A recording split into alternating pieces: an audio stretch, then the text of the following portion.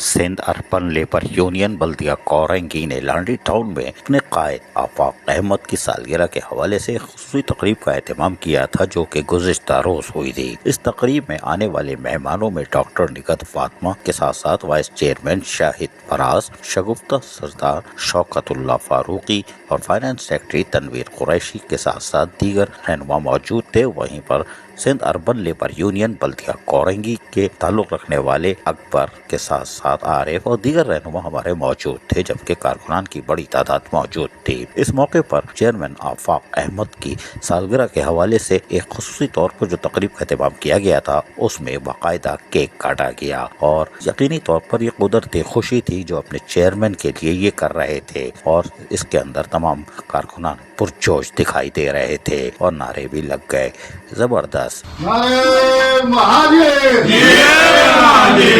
نعرے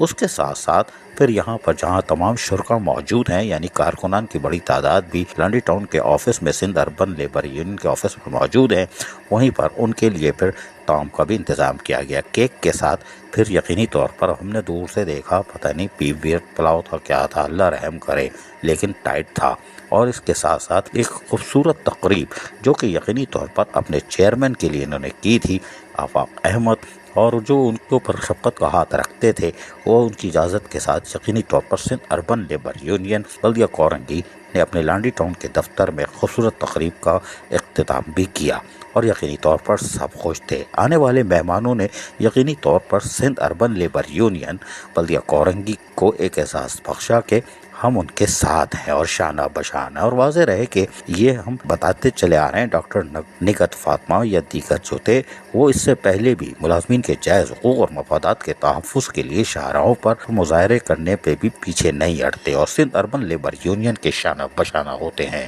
عزیز عارف، KBS بلدیاتی news, Karachi. ایسی ہی خوبصورت ویڈیوز فیوچر میں حاصل کرنے کے لیے ریڈ بٹن پر کلک کر کے اور بیل آئیکن کو پریس کر کے ہم سب کے سبسکرائبر بننا مت بھولیے۔